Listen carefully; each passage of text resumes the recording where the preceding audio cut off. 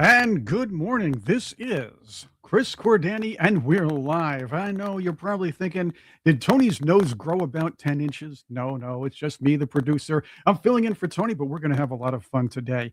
And I do have a guest with me, a very special guest. First off, Daniel Greenfield will be with us from he's the CEO of the David Horowitz Freedom Center. We're going to talk about the socialist mayor, uh, Zohran Mamdani, and his failures in his first month of office. And believe me, they're only going to get worse. With me now is another, somebody I met very recently and who's very cool.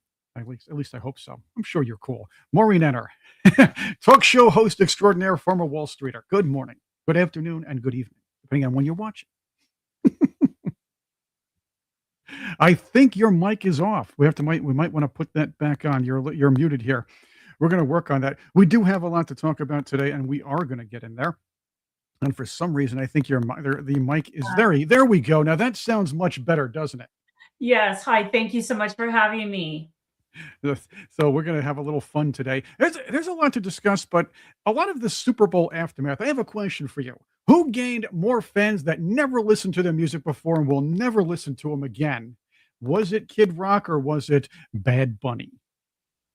I'm going to say Kid Rock because I was totally against the whole Bad Bunny situation, but I do have a feeling Bad Bunny did quite well.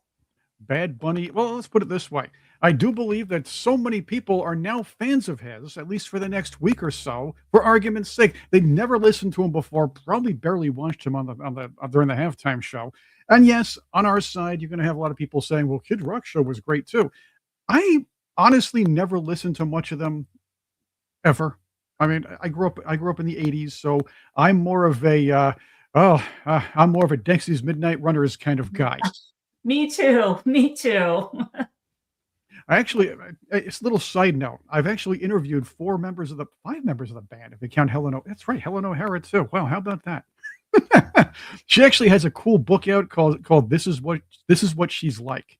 Helen O'Hara was the violinist in Dexy's Midnight Run. That was my favorite song. Come on, Eileen. I loved it. I have all their albums. It's just they're fantastic. Even the new one. We used to trade Eileen with Maureen, so that's why it was a very come on, Maureen. Yeah. Oh.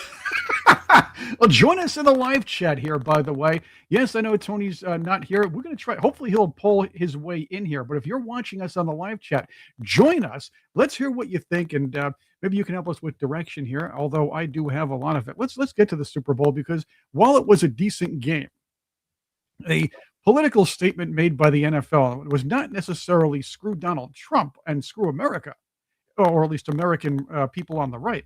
I almost believe it was, hey, you know what? American football fans, we're taking you for granted. We want an international audience. So we want to market to the Latin countries, to Bolivia, to Peru, to the Western Hemisphere. Right, wherever else besides the U.S. Thoughts? I just think it was probably because it was from California. California. It just had to have a left twist. I mean, but I don't doubt I do like your theory of the NFL trying to become the soccer of the world. Well, that's right, because they call it football already. They're probably thinking that it'll work the same way. Is it just not okay to just have American things anymore? I mean, it's an American sport. It's an American tradition. It's a Sunday tradition. Is that not good enough anymore? Well, I also believe, and this is the other problem with the NFL, they dumbed down the game. Mm-hmm. They really dumbed down the game. They years ago, a couple decades ago, they restrained defenses because games were getting too defensive, and not a lot of touchdowns are being scored, and people are touching the quarterback. And of course, there was the recent rules where you have to kick in certain zones. The kickoff rules are idiotic. And the worst is the offsides or the onside kick rule. You have to now tell the other team you're putting together an onside kick. Like they're not going to notice if you're like it's not obvious enough. Yeah, the formation is kind of obvious, isn't it? That's right. But nothing spells California like the fact that Sam Darnold, the quarterback, who got a bonus for winning the Super Bowl, right? He gets this, was $178,000. Each Seahawks player gets 178,000 extra smackaroonies for winning for kicking the field goal, right? Oh, Mhm. sorry, excuse me, for playing in the Super Bowl, kicking a Yeah. field goal. I'm talking about kicking field goals. But in California, you see, that's a loss of 71,000 for Sam Darnold because they have this tax. And apparently people who are playing the Super Bowl were there for 7 days in California, so they're being taxed. Yeah. Yep. They lost money. These players lost money because they played in California. It's insane. It's incompetent. Boomer Esiason was talking about this on the radio recently, and apparently how it works is this: each Seahawks player got 178,000 smackers for winning the game. Players earned their money, but apparently there's a what's called a jock tax in California, some kind of non-resident professional athletes based on the number of, let's say, certain days they spend in the date. This is I'm guessing this is in response for all the players who smartly left California or don't live there when they play there. Yeah. Stephen A. Smith talked about this too recently, about when he would work, when he was with ESPN, and he would spend a week or a month working in California for ESPN, and how outrageous his taxes were for that time earning money in California. That's right. Now, California gets quite ridiculous, by the way, in a lot of ways. But think about this. Breaking this down a little bit more here. Sam Darnold, he's the quarterback. Because of his income level, he gets the $178,000. But being that he was in California for 7 days, he's being taxed $249,000. Mhm. So that means because he played in the Super Bowl and earned his way up there, California slapped him with a $70,000 success fine. Thank you, Gavin Newsom. This is the man that wants to be your president, by the way. Yeah, I'm a native. I'm a fifth generation native San Franciscan, season ticket holder to the 49ers, including Levi Stadium. No more, I don't. No more. Well, But try being a Giants fan or Jets fan. When the new stadium was built, they were charging personal license fees. Now get this, personal license fees are charges that were ranging from 1,000 to 25,000 per person per ticket to buy the right to buy overpriced season tickets. Ridiculous now. What do you people think out there? By the way, think about that. what is the NFL? They're just going to do, they don't care. They don't care. It's about the money. We know that. It's been that way for a long time. I'm the mother of my son played linebacker at a college in Iowa. I know football pretty well. And it's more than the money. It's just, I don't even know, but. See, that one hit you, didn't it? You think about it. I know California just overtaxes people, but think about it. You're fine for being successful and winning a Super Bowl. Yep. And they'll get the billionaires on the way out too. That's what they're doing. That's right. So California has to end this. I'm sorry. And this goes for any contractor, anybody who works in California. You get fined for the pleasure of working in California or spending time there. Yeah, but California's not going to, as California sits right now, it doesn't care. It's not going to do anything to change that because people will continue to go. People will continue. They will have other Super Bowls. Can you imagine the money that Gavin Newsom made off of the Super Bowl? Probably not in the most legitimate ways. Well, let's put it this way. He is going to need that money. He's going to use all that money to clean up maybe a couple blocks next time Xi Jinping pops into one of his cities. That's what's going to happen. Katie Porter. San Francisco is already showing how it was clean for 48 hours. There's already videos now that all of the homeless, all of the garbage is back in the Civic Center. They cleared out for the Super Bowl. Of course it was. But there was a positive coming out of the Super Bowl. And again, the days of the great Super Bowl ads are done. I mean, nothing's ever going to beat the lab puppy with the Clydesdales anyway. There was some great stuff. No one's going to beat that. That's it. And even today, they're kind of trying as hard as they can. I like the William Shatner spot. We played that last week when Tony was here. But this may have been the best one. The ice commercial. Yeah, did you see that one? Mm-hmm. I want to play that for people who hadn't seen it yet, and I want your thoughts on it. They're friends and neighbors, sons, fathers. They're little league coaches and veterans. They're people who love this country. These are immigration and customs enforcement officers. They are removing violent criminals from our streets and neighborhoods. It's dangerous and difficult work. But ICE has one mission: to make America a safer place to live, and that's what they're doing. This is law enforcement. This is ICE.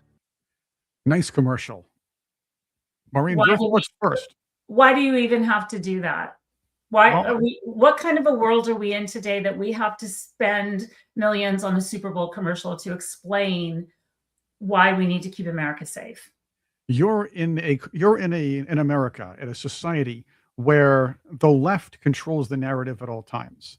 And I like this commercial, and I understand your point of view because we shouldn't have to do this, and this should not have been done. And yes, taxpayers did have to pay for it. But the idea is this: the enemy has worked their best to dehumanize members of immigration and custom enforcement. Remember, it's immigration and custom enforcement when the Democrats are in charge, but when Donald Trump's in charge, it's ICE.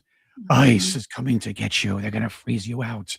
The idea is, according to Saul Alinsky and the Rules for Radicals, which is the left's playbook, they're going to deny it, but they do it all the time. Yeah. They will dehumanize the opposition and try to tell you these people are just robots, NPCs, if you will. They'll tell their Borg, their collective, if you will. That's what I call them. They're the collective. They're the Borg. They think with one mind. Yeah, and it's kind of an America commercial. It's something that we would have seen years ago that would have been selling Coca-Cola or hot dogs or cars. And now they're having to do this all about America. It's also against America that they are. The left is against everything that is in this commercial, including the American flag. Of course. And then I suppose they're seething. I bet they were all thinking, I don't like this. I hope Bad Bunny comes on and does the entire show in Spanish, which he did, by the way, I guess. I didn't watch. I never watched the halftime shows. I was little when Bebop Bamboozled screwed everything up. So that was probably, on all accounts, that was likely the worst. Bebop Bamboozled. And Prince gave us hope. The Who gave us hope, but then it went downhill from there. Yeah, it's very interesting because is it because the generation is so young? I'm a Gen Xer, that they don't want to hear the songs that we want to hear or what the boomers want to hear? Is that the theory, or is it really just turning to become more of a globalist affair versus an American? Agreed. There is a globalist aspect to it, but there's also a millennial generation alpha aspect. You have to nerf the game to make it less intimidating. And who's spending the money to go to these games? Where's the money coming from? I don't think it's so many millennials. I think it's more of Boomer, Gen X, maybe millennials, but I don't know. How many young people are really buying tickets to go to this game? Nobody cares about where they buy tickets or not. They want the ratings. They want young people to watch the game. Right. Well, yeah. Do you think they are? I mean, is it? Well, again, football had to be nerfed to get the young people more involved. Back in the 90s, they had to simplify the game by making sure that defenses had a little penalization, if you will, and they were choked a little bit. Right. They were told to. There was a rule for I forgot, I think it was the 90s, early 2000s, and my brain goes on that one. But the idea was to push the defense back a yard from the line of scrimmage, so there could be more of a chance for the quarterback to airmail the ball, because we want points, gosh darn it. I don't know. Defense wins games. I like a tough defensive games, but apparently the lowest common denominator wants points. They want to see touchdowns all the time. We want to see strategy. Then, the kickoffs are too dangerous nowadays. We have to dumb them down and put them in zones and offsides. Oh no, we can't let people come back. We have to make sure the winning team prevails, or the team that's winning towards the end prevails, because it's too complicated to watch a comeback. Well, and at what level are we looking at corruption and gambling? And, I mean, there's a lot of facets to the NFL. But even baseball, the same thing. Oh, kids are looking at their phones. They're too bored. Baseball's too boring for them. So let's put Little League rules in. Put a DH in the National League too. Huh. All right. I guess we're stuck with that. But COVID let them do other stupid things. Like, they tried to pull the 7-inning game for doubleheaders. Luckily, they got rid of that. But that ghost runner, that awful ghost runner, the idea that's putting it in perspective. The reason why the ghost runner exists in Little League is because it is to get the kids home on time, because most Little League parks don't have lights. These are men. I want to see a 20-inning game once in a while. Who cares if what I guess I don't even know. I don't even know a typical millennial name. What Kyle. Here's if Kyle is too bored to look at that he has to watch his phone. Fine, he's probably watching the game on the app anyway. Yeah, it used to be the slaughter rule when my son played Little League, when it was be 20-0, and the snack shack light would come on, and that the game was over. It was the slaughter rule, but yeah. The mercy rule. Yeah, apparently fun to fun isn't enough anymore, is it? Yeah. What do you think out there? Want to hear from you. Also, by the way, spread the word here. We're having fun. Subscribe to us if you haven't yet. It's Tony Shaffer's YouTube channel. You can check us out all over the place. We're even on Tony's X feed, on mine too. So we're all over. Share the feed with everybody you know. Share us. Spread the word. We'd like that. Thank you very much. We also want to know what you think. But all this stuff was dumbed down. We can talk enough sports right now, but there are a lot of issues to discuss. And I know Daniel Greenfield will talk about those hippie mayors. I think the biggest news, probably the biggest news in politics, even from a minor event, that governor's dinner, the workshop dinner that the president invites all the governors to. Well, he snubbed a couple of them. Good on him. Yep. But apparently, I don't like that idea. But I guess the governors in question might deserve it. That's fine. But something was going to happen. But here's how epic this particular move was, because the headline shouldn't be that some governors are boycotting this dinner, but that J.B. Pritzker is actually boycotting a free meal. He's actually turning down a free meal. This is very serious. Oh my gosh. And he thinks he's going to be president too. Oh yeah, him and Gavin Newsom really think they're going to be president. But what's the competition for them? I've always asked that question. The Democrats had this real problem when Barack Obama was president. They've jumped the shark. Mm-hmm. They found here's the Democrats do not vote for candidates, or at least your typical baseline Democrat voter never votes for a candidate or policy. They vote for what I call an avatar, something that makes them feel comfortable, something they can look up at and worship, something they can look up to, something they can see as a leader, but leader more like a camp counselor. Well, it's ideology. Right. This has to be, the person has to be packaged as pretty or grandpa-y. Like Joe Biden was packaged as nice and grandpa-y, less intimidating. Barack Obama, nice guy.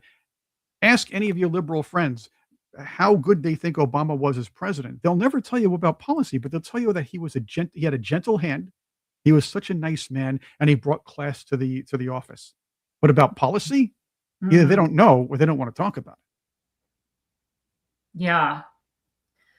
I don't know. And who's the other one they're talking about? The Maryland governor, Mara, what's his, Yeah, see, that's Moore, right? Moore. Yeah. You thought Hogan was bad. They're trying hard to work him as the next Obama. They're trying real hard. But nobody likes him. Even their side they're not turned on by him. This guy they're not an avatar. They need to find an avatar. They tried to turn Kamala Harris into a pretty pop star. Why do you think she's looking like she wants to run again? I mean, they're just all delusional. They are typical like teenagers that got in trouble, got away with it, and they're delusional. And they just keep doing the same thing because nobody has put them in a proper timeout. Well, this is their timeout right now.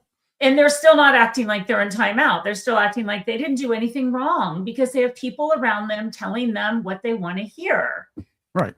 And if you watch a lot of them have been relegated to the children's table of social media, Bluesky, whatever that's called, and they sit there, they espouse their wishes to assassinate whoever they want to assassinate or whatever else in their little bubble, and that bubble turns into a circular firing squad because after its institution, they were censoring their own and banning their own for saying something outside the established groupthink of the day.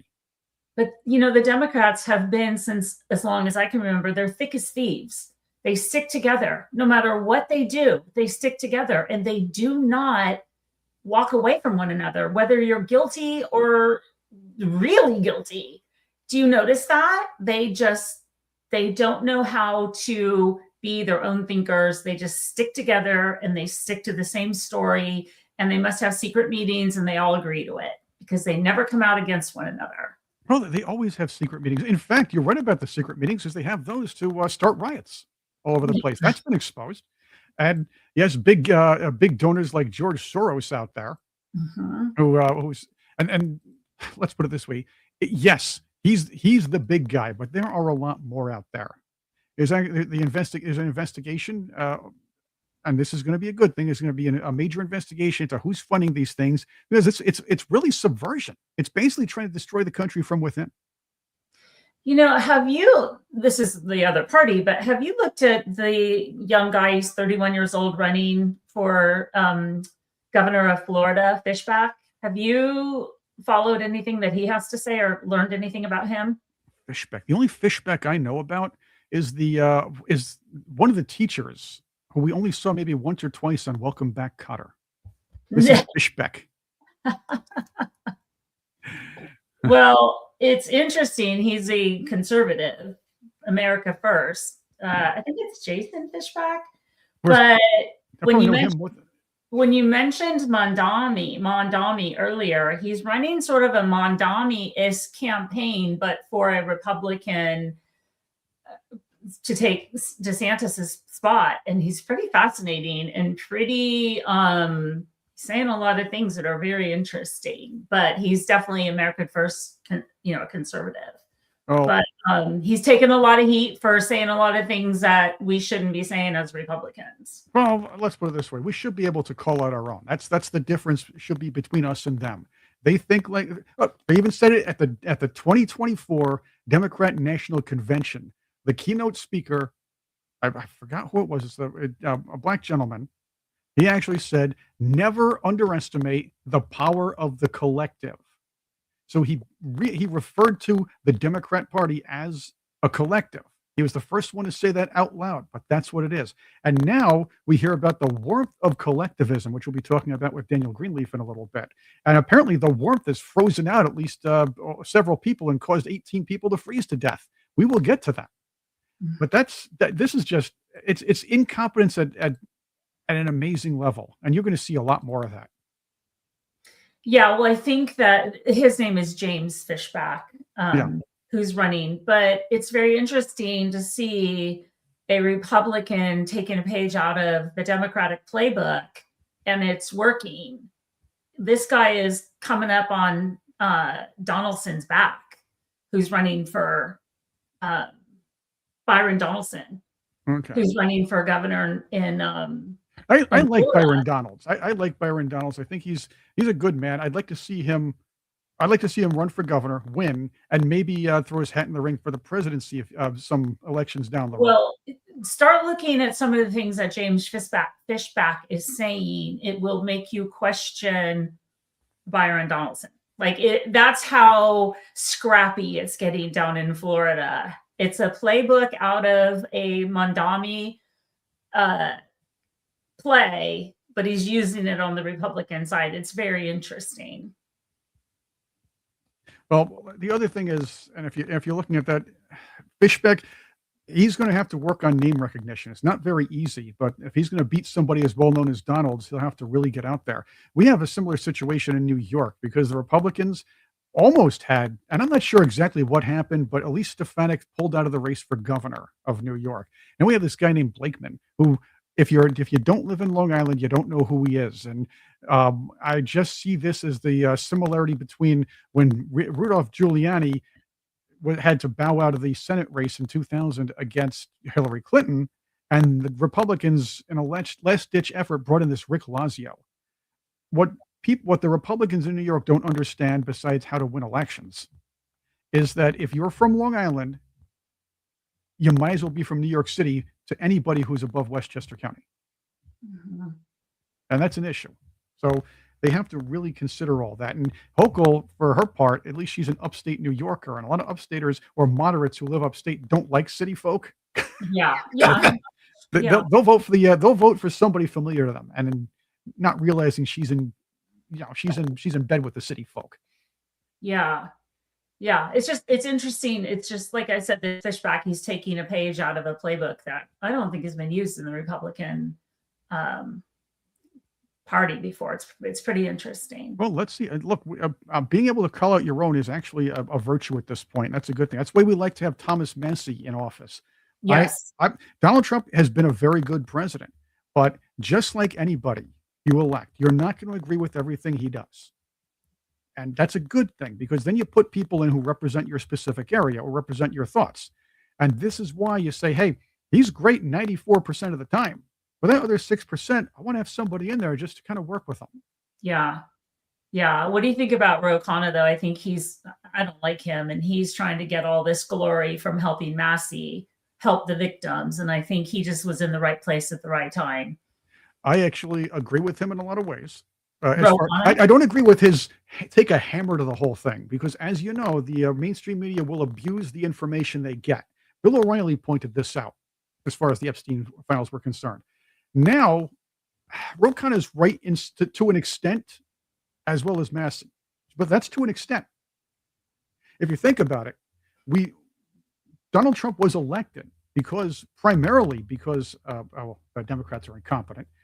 Election integrity, immigration, and the Epstein files. Those are the three main, and the economy. Those are the four main reasons why he got elected. He's done well with three of the four and catching up on the Epstein files and realizing that's where it's going. You need people like Massey in there. And Ro Khanna, yeah, fine. He's a grandstander, but he's I do believe he has ambitions within his own party where we can kick some people who are higher up there out of his way. I hope so. I've watched him closely. I watched him on Sean Ryan. He was on Sean Ryan's podcast twice. Yes. And I watched very carefully. And I don't know. I just, being from California, I've seen a lot of what he does. I don't particularly care for him. No. And one more thing before we get to our very cool guest. And this guy, we've had him on with Tony before, and he is cool. So we don't do anything that's not cool here on Tony's show. So that's one thing to do. Oh, okay. Maybe one thing that's not cool. Hearing this broad. Did you know that the Democrats' latest move, instead of saying the SAVE Act is racist, the SAVE Act is now, get this, misogynist. The whole point of the democracy is to make it possible for people to vote, because it's the people who get to decide the policies. And Republicans talk nonstop about protecting women. And you'd think, if they really believe this, that this would be a non-starter for them, because it disenfranchises so many women. First question, and Daniel Greenfield, welcome to Tony Shaffer's S-Files live stream. I'm Chris, the producer, sitting in for Tony, but he's going to try to pop in. What do you think there? Are women that stupid where they don't have a voter, they don't carry their ID when they go and vote? Do you think women are that stupid?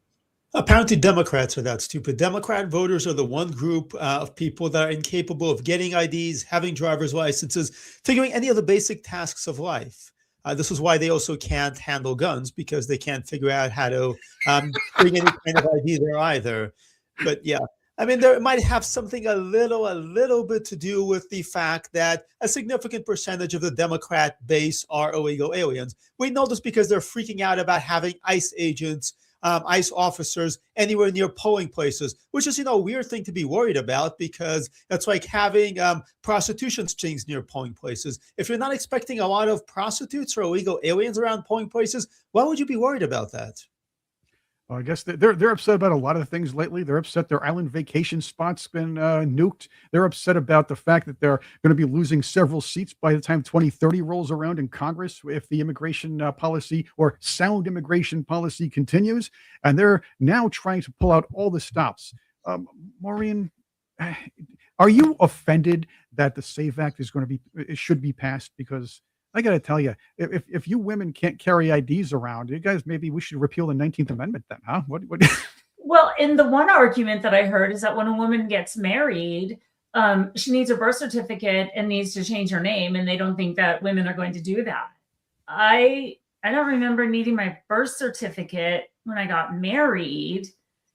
I don't know. I mean, I guess I got married a long time ago, but I don't remember it being such an obstacle that my driver's license didn't match my married name. And that's the latest argument I'm hearing, is that women are not capable of going to the courthouse or wherever you have to go to, sign your papers, it's so ridiculous. I guess they've gotten off of the Black people aren't smart enough to go get their IDs. So now they're going to turn it on to the women that we're not smart enough. They're kind of racist, I guess. That's the whole thing.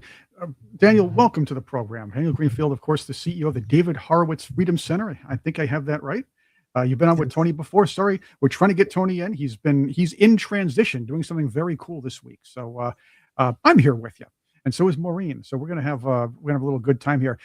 Unfortunately, the warmth of socialism, and I read your recent article about the warmth of collectivism that Zohran Mamdani, the new mayor of New York City, who is probably going to make the actual unofficial change of the city's name to New York Shitty pretty soon. Can I say that on the air? Well, anyway, we're streaming. The warmth of socialism apparently has frozen to death 18 people. Yeah, I've been in New York City. I just got back from New York City. And yes, the warmth of collectivism has been absolutely fantastic, because the moment that temperatures in New York drop below the average, the so-called homeless population, or the people who are likely to fall asleep on the street because they're so full of drugs and alcohol that they don't know any better, start dying. And yes, the death toll apparently is now up to 18, which is really spectacular work, because Mamdani is actually solving the homeless problem in his own way by letting them die. In the past, we have tried to bring them into shelters, but Mamdani is determined to impose socialism on everybody else.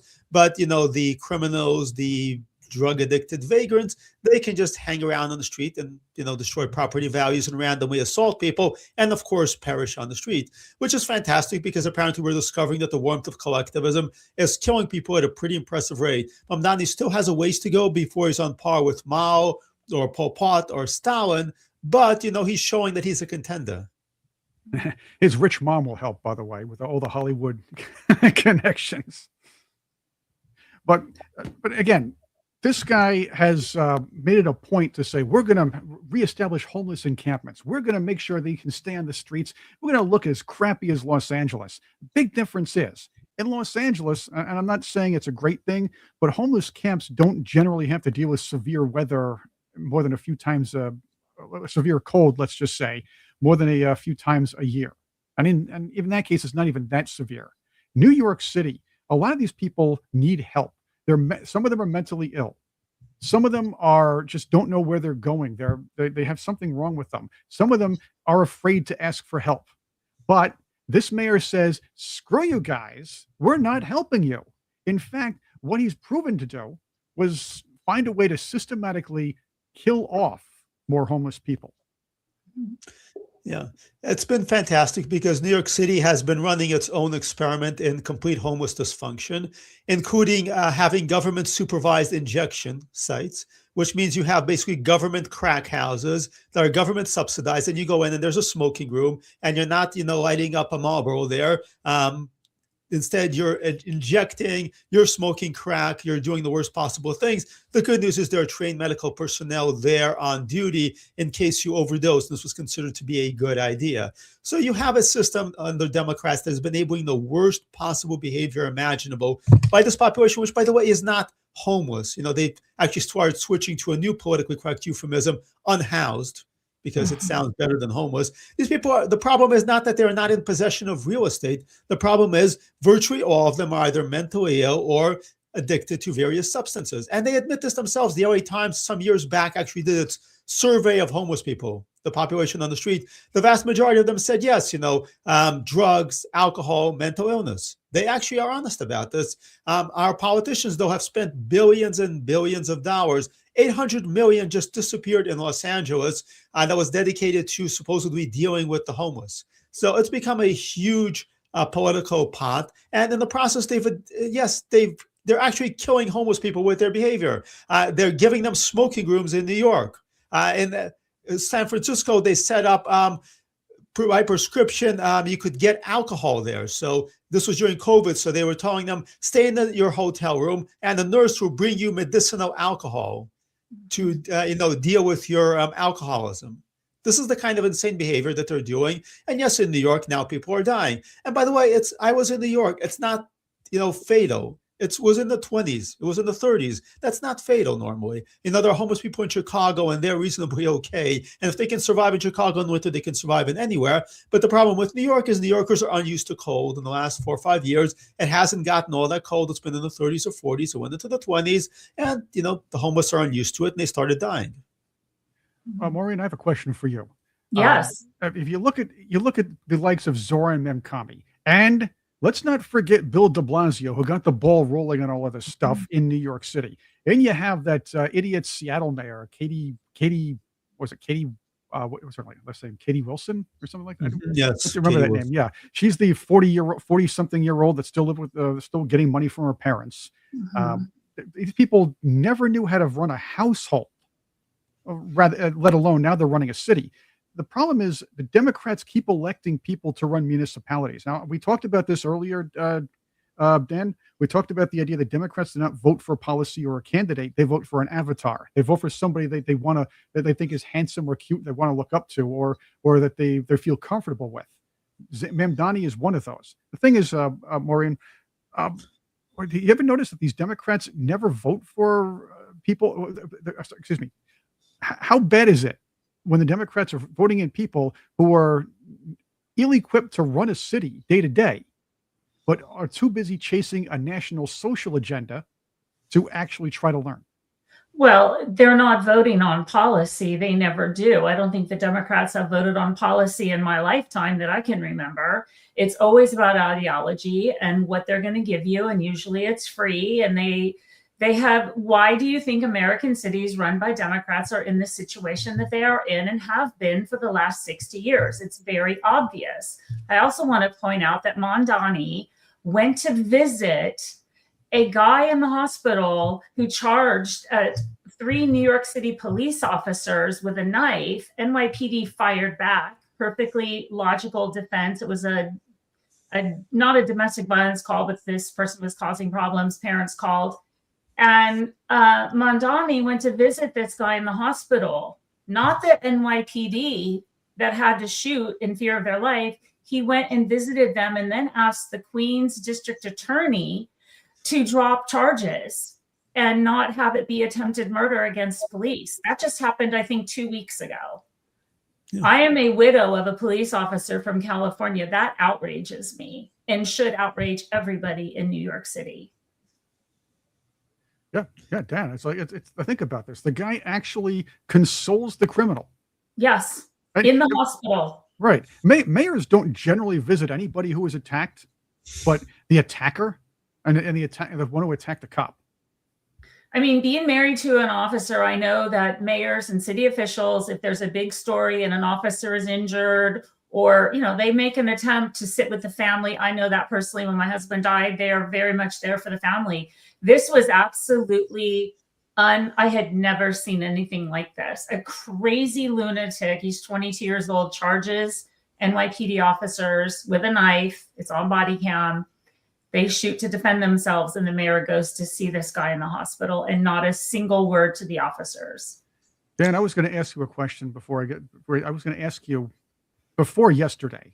I was going to ask you if what would the chances be? Which would happen first? Zohran Mamdani figures out how to run a city, or J.B. Pritzker turns down a free meal? Well, we already had the latter happen, so I can't get you to answer that question. But you see these guys. How bad do these blue cities need to get? How much do they need to fall apart before people come to their senses? Yeah, just to briefly comment on that, in the case that you were just discussing, so Mamdani used that as an argument for bringing social workers. You don't want to bring in the police; they're just going to shoot this guy. Exactly. What are the social workers going to do if this guy charges at them with a knife? Oh, they're going to de-escalate the situation. They're going to de-escalate the situation with a 5-inch blade in their chests. Anyway. The point isn't to run the city well. None of these people want to run the city well. Democrats have not run anything well. What have Democrats actually run well? They've actually made things worse over and over and over again. As Lenin used to say, the worse the better. The more you break America, the more you can argue we need to raise taxes. And that's what Mamdani is doing. Mamdani is claiming, well, we need to have a 2% wealth tax. We need to raise $12 billion. The more he breaks stuff, the more he's going to demand higher taxes, the more he's going to blame the rich. The rich are going to leave. He's going to claim, well, we need even more money. We need to tax the middle class. The middle class leave. We've seen the cycle play out in the failed democratic cities like New York and Detroit. The goal of these people is not to make a city that runs well. They can't. Their ideology makes that impossible. We've seen that play out over and over again around the world where they've done it. We've seen this play out in American cities. What they want to do is wreck things in order to demand that they can do a complete takeover, a year zero, where they have total power, total control, can eliminate all the opposition, and then they promise this time their theories can work. Because as they say about communism, it's never been done right. Yeah, over what, 115 plus years now? 150 million dead. Yeah, Well, they want the American version of communism so they can own it. right. And that we have to stop calling these people. We have to take the narrative back. And Daniel Horowitz, by the way, wrote a very important book about taking the narrative back and fighting these people, fighting fire with fire. The idea is you hear the left calling these, or the media calling these people on the left progressives. That make it sound like they're moving forward when they're actually trying to push an ideology that's failed over the last century plus. Mm-hmm. So they're technically regressives, or basically we should call them what they call themselves, collectivists. That's the proper connotation for what they are. That'll probably wake people up. They don't understand what collectiveness means. That's too difficult for them to understand. They will. They will. And but again, you have Mamdani, who really hasn't run anything, and this Katie Wilson, who hasn't run anything, nothing in their lives, and they find themselves running a very large entities as the CEO of the let's put in the seat of a CEO of two very large and important cities. That just spells disaster all the way. Well, does that just go to the dumbing down of our whole society in general? And there you go. The Department of Education is a big part of that. Dan, here's something for you. Daniel, the generation, the younger people that are voting now and putting people like Mamdani in and cheering, you've seen them on TikTok cheering for a Mamdani win. Like, we did it, blah, blah, blah. You've seen this. You've seen these young women and men who try to use guns. I think you alluded to those videos on TikTok before where they can't even use them right. These are the generations that grew up with the 90s era and after experimental education flops like invented spelling, whole language, common core.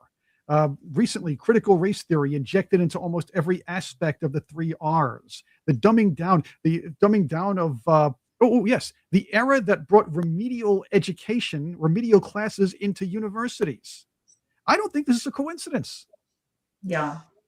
We have some of the best educated teachers in the country and some of the worst educated students in the country, and that's not a coincidence. We've created a situation where we are rewarding teachers for getting PhDs. For goodness sake, which second grade teacher needs a PhD? And yet these people are actually incapable of doing the most basic elementary education that back in the one-room schoolhouse days they were capable of doing. We've got San Francisco teachers right now on the 3rd day, I think, on strike. They've got an average salary of about $100,000. They want a 10% raise. They want completely free healthcare. They want ICE to be completely kept out of schools, and a whole raft of other demands. And meanwhile, they're bragging that the English language competency is at above 50%, and math is like 46%, which means less than half the students can even do math at grade level, and they're demanding $100,000+ salaries. Of course, while only having to do 10 months a year. It's absolutely ridiculous. And these people aren't capable of actually teaching basic skills. What they can do is teach social justice, which is why you have all these schools now hosting anti-ICE protests. You want to get the students out there chanting F ICE. They can do that. With their PhDs, they are competent to do this because they've been taught all about social justice. They can't actually teach basic reading, which is why these kids end up in college. Not only can't they read, they have never read a book. More and more teachers and professors in English lit classes are saying the students are incapable of reading a novel. Sometimes they just don't want to. This was a problem back in the 90s. Kids weren't reading books as much. And you had people on the left. People on the left didn't even want to teach them these novels because they scream about the right banning books. These are the people that didn't want to that wanted Huckleberry Finn out of the schools because it had that word in it. These are people that are rewriting Omar, or is it Dow? That's his name, the guy who wrote Willy Wonka. They're rewriting his books to make it seem more, let's just say, millennial friendly. Roald Dahl, Dr. Seuss. Roald Dahl. Thank you very much. And yeah, Dr. Seuss too. You're right. They banned Dr. Seuss. These people accuse us of book banning. They banned Dr. Seuss. End of story. Well, I'm from San Francisco. I'm a 5th generation native San Franciscan. So $100,000 a year for a teacher, you're going to have about a 3-hour commute one way into San Francisco. So that doesn't even help the teachers in San Francisco. So they need to start with fixing San Francisco a little bit before they go attacking, these teachers wanting you cannot even survive in San Francisco for $100,000 a year. Not saying that, I'm not arguing they deserve it, but I'm just saying that's part of the huge problem in California. You could probably pay the teachers $500,000 a year and they'd barely just be able to survive living in San Francisco. San Francisco's problems go so far above what's the education. I also saw these teachers are paying $1,200 for healthcare, and the city cops and firemen are paying $245. And they're fighting over that, which I would think that's something that their union would do, right? Isn't the cops union fighting for better? That doesn't have anything to do with, they were coming after the cops in that sense, that they are only paying this and we're paying this. So it's a mess in San Francisco. Education has been a problem. I lived there my whole entire life.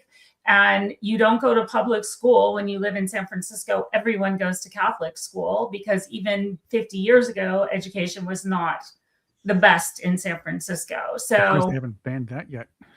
Yeah, well, it's pretty much most of the Catholic schools are gone because really, do you know what? There are no kids in San Francisco anymore. That's the other problem. There's so many schools that have closed down, public and Catholic.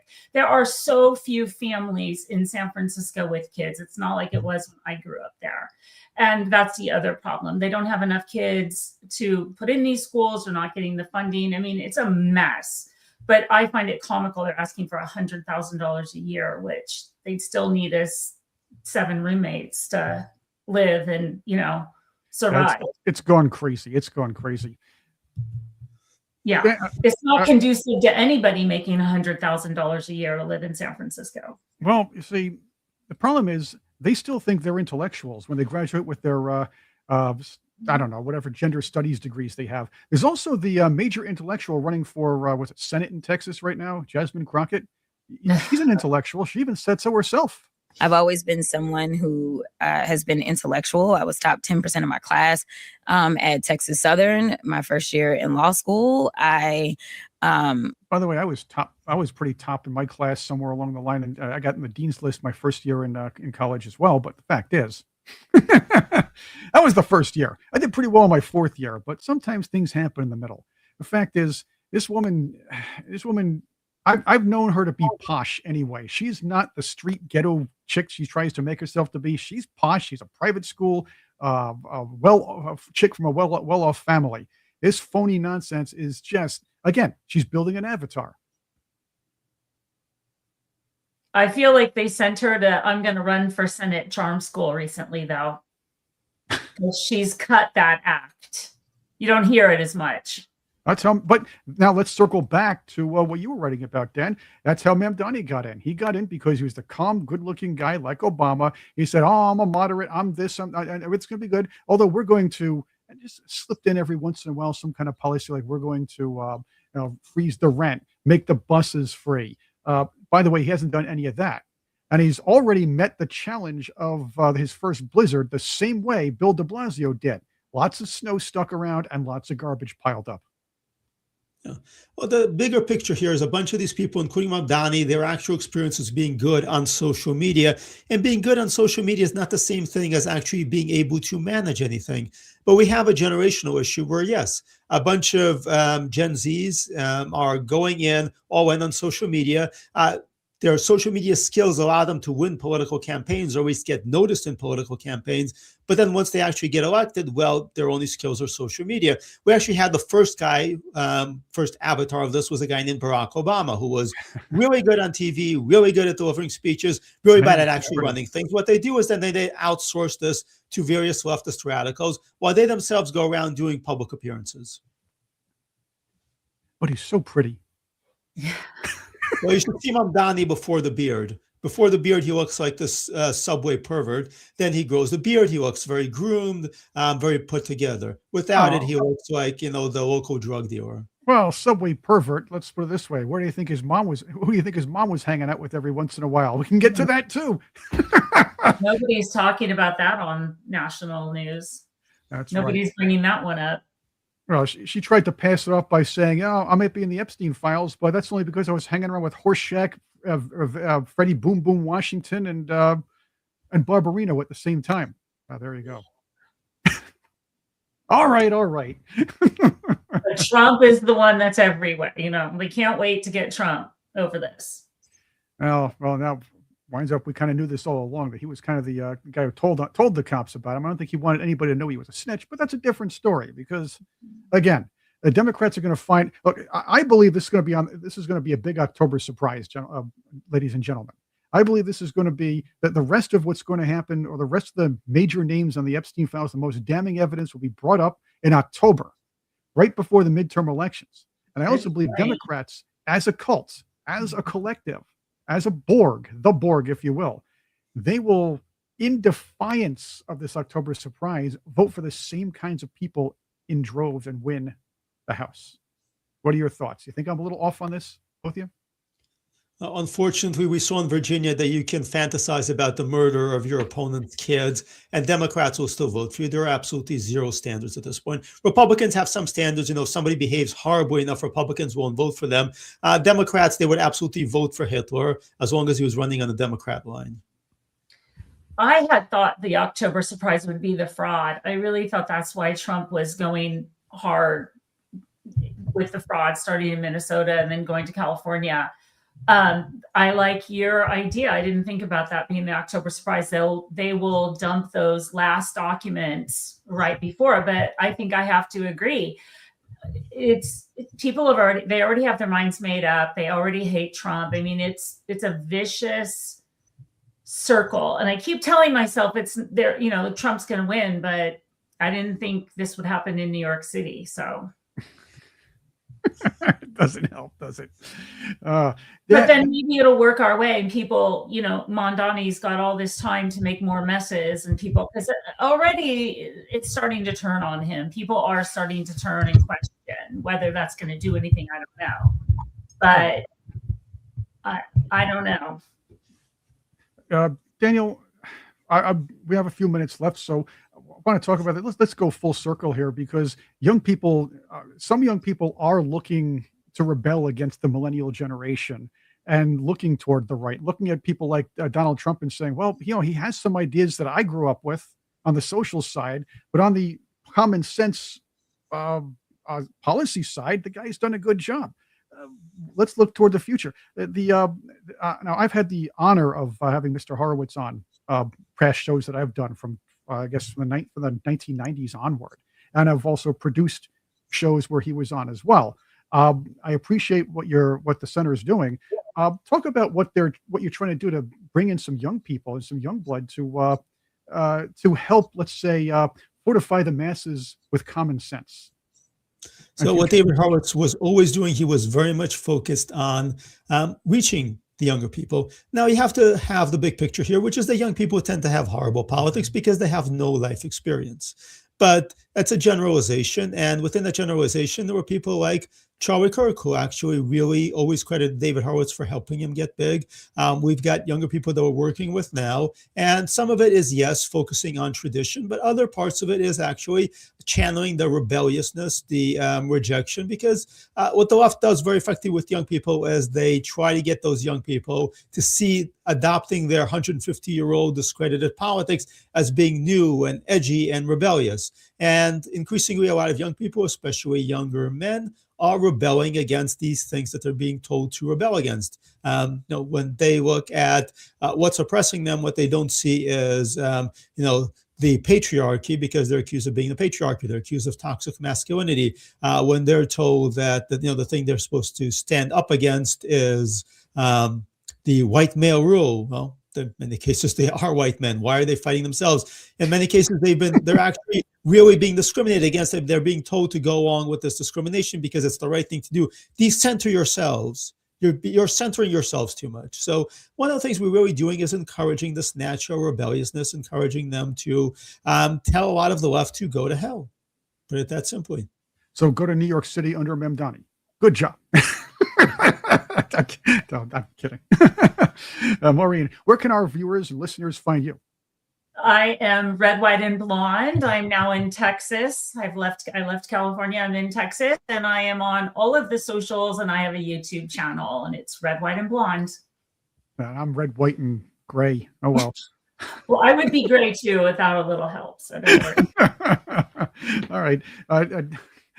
Daniel Greenfield, and of course, Maureen Ennor, thank you very much for being here and sitting in with me as I sit in for Tony Shaffer. Tony's back next week. Tony's Deep Dive, by the way, which airs tomorrow, the Sentinel Circle Deep Dive. Catch that.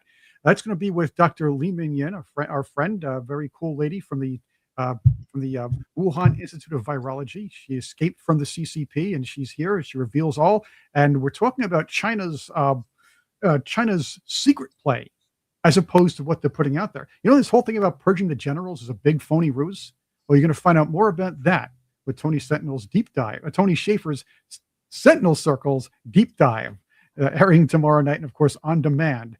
If you subscribe to him on X at TSpooky, you see it down there. Once again, Daniel, Maureen, thank you for being with us. Thank you all for listening and viewing. I'm Chris, and we're out.